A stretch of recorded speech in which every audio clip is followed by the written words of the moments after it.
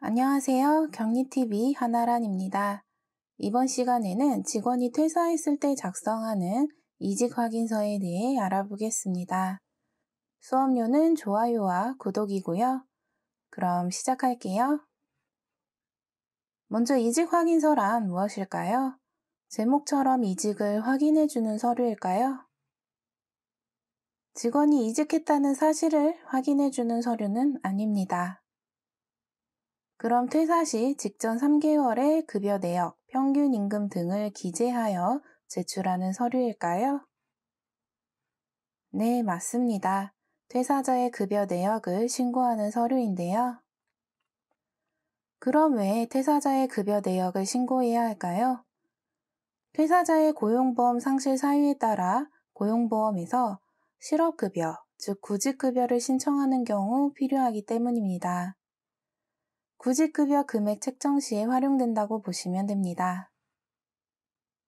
그럼 어느 경우 실업급여 수급이 가능할까요?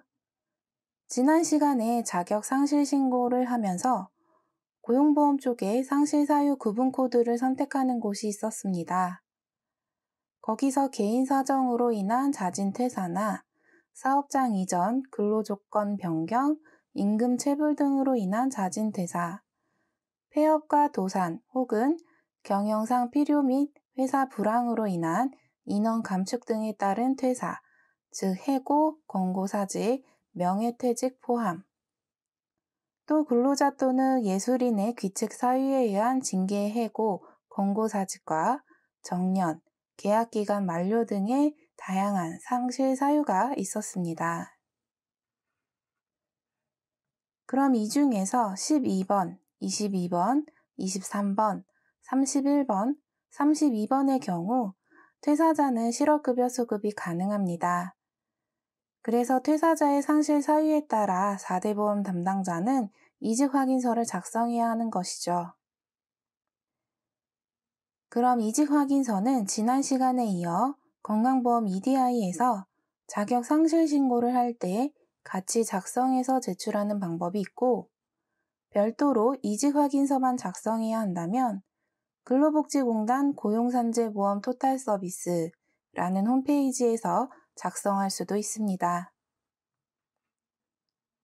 그럼 저는 이어서 건강보험 EDI에서 작성하는 방법을 알아보도록 하겠습니다. 자격 상실 신고하는 화면에서 고용보험 쪽에 상실 사유, 구체적 사유 적는 부분 옆으로 이직 확인서 버튼이 있습니다. 이걸 클릭하면 이렇게 화면이 새로 뜨는데요. 먼저 자격 취득일, 즉 입사일을 입력합니다. 이직일은 마지막 근무일이고요.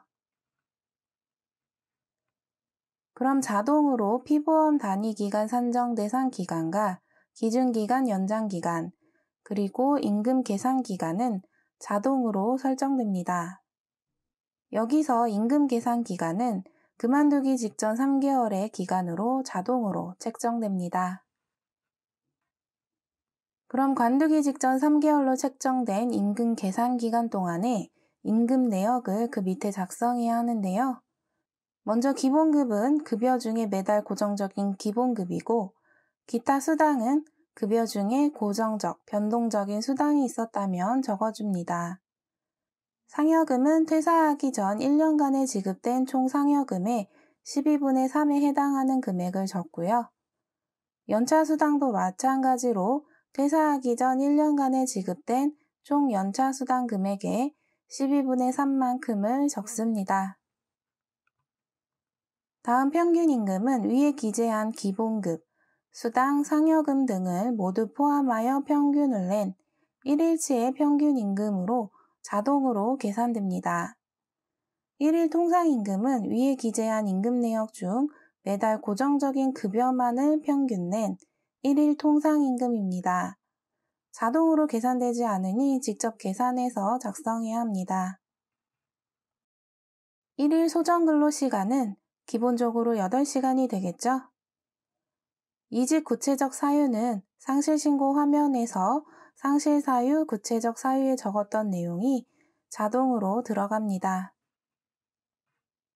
여기까지 다 입력했다면 다시 작성한 내용이 맞는지 확인한 후 위에 있는 입력 완료 버튼을 클릭합니다. 그럼 자격 상실 신고 화면으로 돌아와 상실 신고를 마저 하면 완료가 됩니다. 그럼 여기까지 건강보험 EDI에서 이직 확인서를 작성하는 방법에 대해 알아보았는데요. 권고사직이나 계약 만료와 같은 이유로 그만두는 직원이 있다면 최대한 빨리 작성해서 제출해 주시는 것이 좋습니다. 도움이 되셨다면 좋아요와 구독 부탁드려요.